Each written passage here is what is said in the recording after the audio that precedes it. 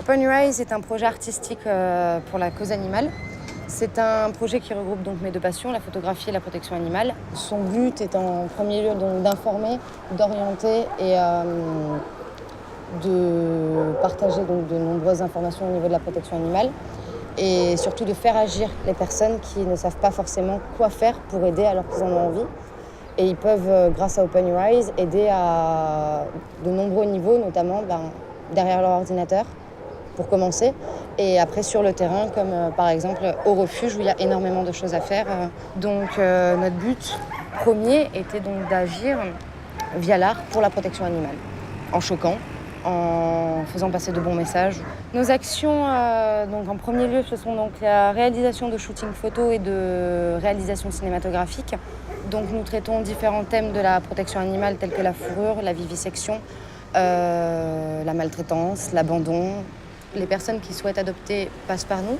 On a déjà eu plus d'une vingtaine de cas à l'heure actuelle. On les réoriente donc vers des structures spécialisées qui correspondent à leurs attentes. Le but, c'est donc de rendre actifs les gens, en fait, qui ne fassent pas que s'indigner devant la cause animale, mais qui finissent par agir. On dépêche donc des photographes qui souhaitent être actifs donc pour la cause animale, qui vont travailler donc pour des refuges, qui vont couvrir donc les journées portes ouvertes, par exemple, ou qui vont donc réaliser des photos des animaux abandonnés.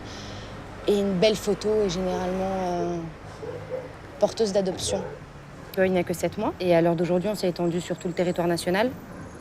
Nous avons près de 300 personnes qui nous suivent, même une soixantaine de modèles qui sont prêts donc à poser pour Oi. Depuis quelques années, donc, moi, je réfléchis au thème de l'animal.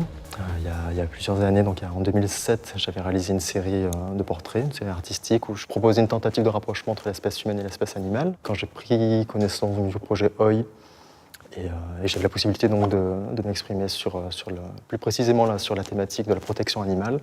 Pour moi, ça a été une évidence. Pour ce projet-là, j'ai voulu axer donc, ma recherche artistique sur l'exploitation de la fourrure, parce que c'est toujours un thème qui est d'actualité. À notre époque, on continue encore à sacrifier des êtres vivants pour l'industrie du textile. Je pense que le fait de produire des images chocs, des images qui secouent, je pense que c'est le seul moyen actuellement de marquer un petit peu les esprits, de marquer les consciences, plus qu'un article de presse. Donc oui, je pense que...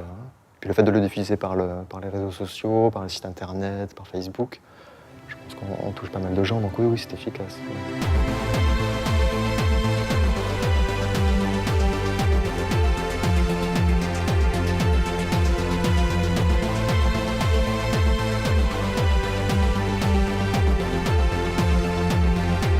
Je suis modèle amateur et bénévole, donc c'est pas mon vrai métier. Mon vrai métier à moi, c'est pompier et pétrochimiste, ça n'a rien à voir.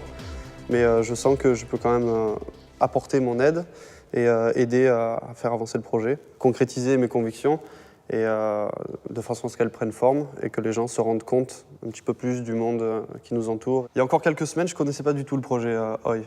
Donc j'en ai entendu parler, je me suis intéressé, je me suis renseigné. Au final, pour m'inscrire et participer à ce shooting qu'on a fait cet après-midi. C'est un bon moyen de communiquer. Et plus on va l'étendre sur Internet ou d'autres sites ou quoi, plus ça va avoir une influence sur les gens. Le shoot photo en lui-même est efficace pour développer le projet Oi.